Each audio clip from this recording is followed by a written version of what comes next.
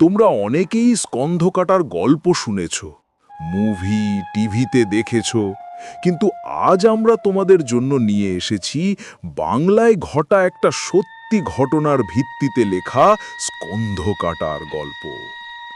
অর্ণব ছোটবেলা থেকেই লখনৌতে বড় হয়েছে। অনেক বছর পর সে তার গ্রামে ফিরছে, যেটা পশ্চিমবঙ্গ আর বাংলাদেশ সীমান্তের একটা ছোট্ট কোণে। আগে সে গ্রামে শুধু ছোটবেলায় গিয়েছিল। বাবা মা মারা যাওয়ার পর এখন তার পরিবারে শুধু নানি ছিলেন, তাই সে নানিকে নিয়ে লখনৌ চলে যাওয়ার জন্য গ্রামে এসেছে। গ্রামের কাছে পৌঁছে গেলেও মূল রাস্তাটা বৃষ্টির জন্য খারাপ হয়ে গিয়েছিল। সে দেখল পাশেই একটা সাইনবোর্ড আছে, যেটা জঙ্গলের রাস্তা দিয়ে গ্রামের দিকে ইশারা করছে। অর্ণব সেই রাস্তাটাই নিল, কিন্তু জানতো না যে এটা তার জীবনের সবচেয়ে বড় ভুল হয়ে যাবে। সন্ধে নেমে আসছিল। জঙ্গলের রাস্তা একদম নির্জন। পুরো রাস্তায় তার ছাড়া আর কেউ ছিল না। কিছু দূর যাওয়ার পর অর্ণবের মনে হলো খুব ভারী লাগছে, আর মনে হচ্ছে কোনো 10 ফুট লম্বা লোক ঝোপের আড়ালে দাঁড়িয়ে তার দিকে তাকিয়ে আছে। অর্ণব ভাবল হয়তো কোনো জানোয়ার, তাই একটু তাড়াতাড়ি হাঁটতে লাগলো। হঠাৎ তার পায়ের নিচে কি যেন এসে পড়ল। সে হোঁচট খেয়ে পড়ে গেল। পিছনে ফিরে তাকাতেই তার রক্ত জমে গেল।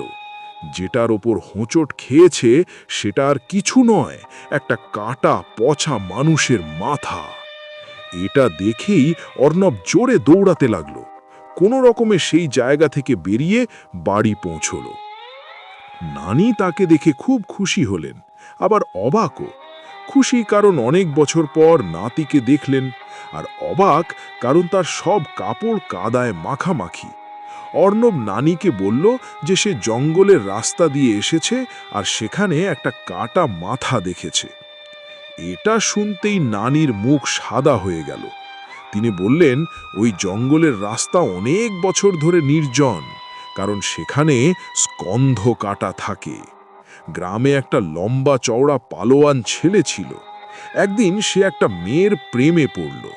প্রেম জানাতে গেলে মেয়ের পরিবার তাকে মারধর করল, অপমান করল। সেই থেকে ছেলেটা পাগল হয়ে গেল। এক রাতে পাগলামির ঝোঁকে সে মেয়েটাকে খুন করে ফেলল। মেয়ের পরিবার দেখে ফেলল আর তাকে জঙ্গলে নিয়ে গিয়ে মাথা কেটে দিল। তার দেহটা জঙ্গলে ফেলে রেখে দিল। তারপর থেকে স্কন্ধ কাটার আত্মা ওই জঙ্গলে ঘুরে বেড়ায়, প্রতিশোধের আগুনে জ্বলে। যাকে একবার দেখা যায় তাকে মেরে স্কন্ধ কাটা বানিয়ে দেয়। অর্ণব গল্পটা শুনে চমকে গেল, কিন্তু বিশ্বাস করল না। নানিকে বলল যা দেখেছে সেটা ভূত নয়, শুধু কোনো মরা মানুষের মাথা। তারপর খাওয়া দাওয়া করে শুতে গেল। আধ রাতে অর্ণবের মনে হলো কেউ আস্তে আস্তে ডাকছে। উঠে দেখল ঘরে কেউ নেই। ভাবল হয়তো নানি, কিন্তু নানির ঘরে গিয়ে দেখল তিনি গভীর ঘুমে। থাক, ক্লান্তির জন্য হবে ভেবে আবার শুয়ে পড়ল। কিন্তু চোখ বন্ধ করতেই আবার সেই ডাক। এবার সে দেখল সে জঙ্গলে, আর পিছনে 10 ফুট লম্বা লোক দাঁড়িয়ে, হাতে তার কাটা মাথা। সেই পচা মাথাটা অর্ণবের কাছে সাহায্য চাইতে লাগলো। অর্ণব, আমার মাথাটা শরীরে জোড়া দিতে পারবে? বলেই ভয়ঙ্করভাবে হাসতে লাগলো। হঠাৎ ঘুম ভেঙে গেল। চোখ খুলতেই দেখল কাটা মাথাটা তার সামনে হাওয়ায় ভাসছে, একই ভয়ঙ্কর হাসি।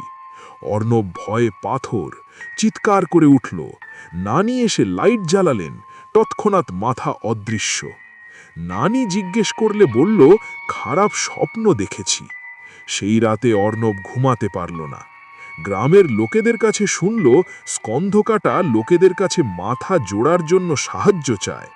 জোড়া দিলে পুরো গ্রাম ধ্বংস করে দেয়, না দিলে মেরে নিজের মতো স্কন্ধকাটা বানিয়ে দেয়। পরের রাতে শুতে যাওয়ার সময় জানলার বাইরে একটা লম্বা ছায়া দেখল, উড়ছে।